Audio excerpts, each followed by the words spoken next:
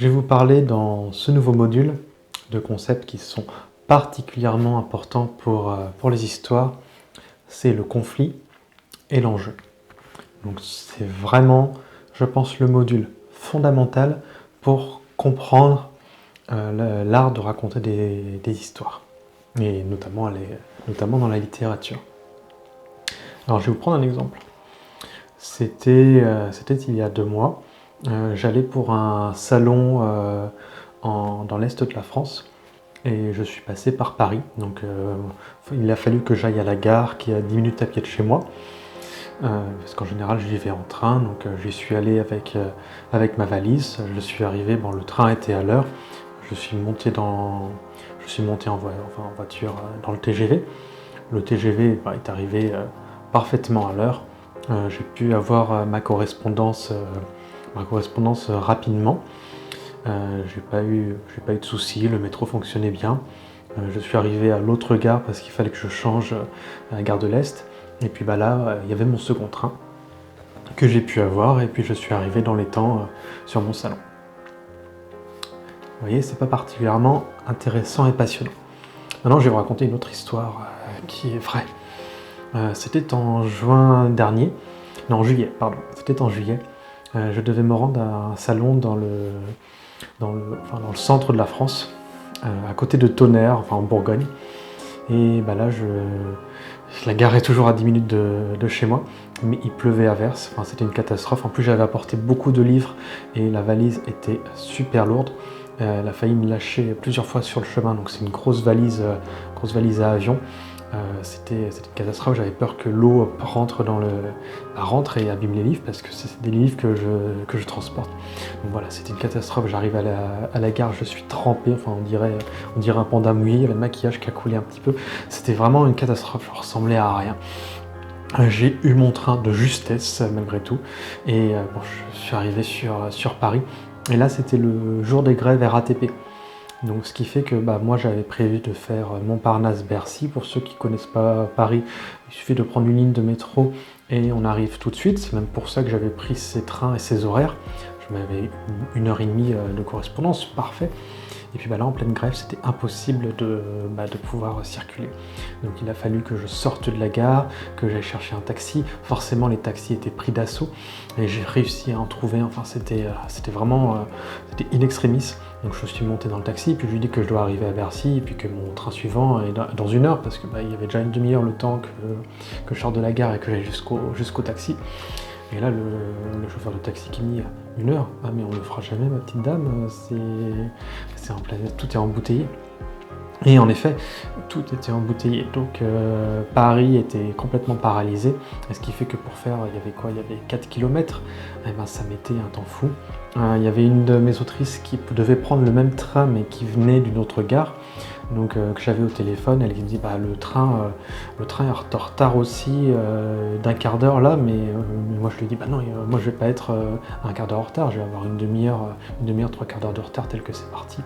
Puis la voiture qui était dans les bouchons, le chauffeur qui essayait de passer par d'autres endroits, qui remonte, qui traverse vraiment tout Paris, puis c'était embouteillé à des endroits il ne pouvait pas passer, il a dû refaire limite demi-tour, remonter.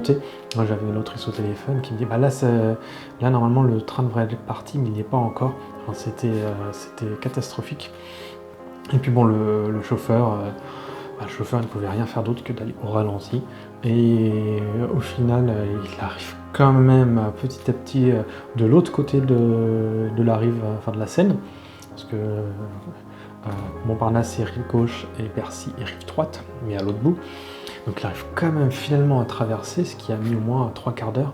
Et puis il se rapproche de Bercy, et là, moi c'était mort pour le train. Et puis mon autrice qui me dit en fait maintenant il est décalé en une demi-heure le train. Je me dis peut-être que le chauffeur a eu le conducteur du train a eu les mêmes problèmes que moi. Et j'arrive finalement à Bercy, et là je cours avec ma valise toujours aussi lourde, donc je trottine plus que je ne cours en vrai. Et là, j'arrive devant le quai, Sarah m'avait dit quel quai c'était, et puis je la vois, elle était encore là, et le train était annoncé pour partir dans 2 minutes, donc ça commençait à siffler quand on a couru le long de la voie. Forcément, tout était plein parce que les gens avaient mis du temps à monter, donc on était vraiment les dernières, il a fallu aller pratiquement en tête de train pour finalement grimper avec la valise, et le train est parti, il avait exactement autant de retard que moi, après 2 heures de galère dans Paris, qui m'ont coûté tout de même dans les 80 € de taxi.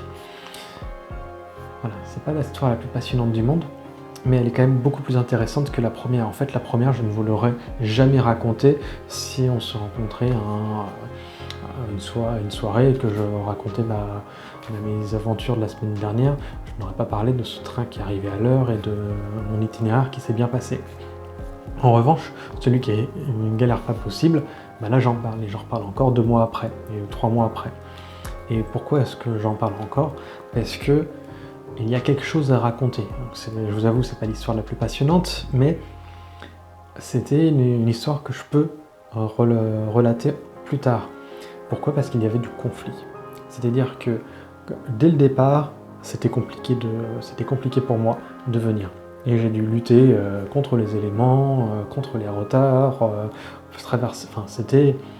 c'est plein de petits éléments, d'obstacles qui se sont mis sur mon chemin. Donc, tout ce que je voulais, c'était prendre un train. Enfin, ça n'avait rien d'exceptionnel. Je devais pas sauver le monde ni autre. Je devais juste prendre mon train et espérer ne pas perdre trop d'argent et ne pas rester bloqué à Paris en pleine grève.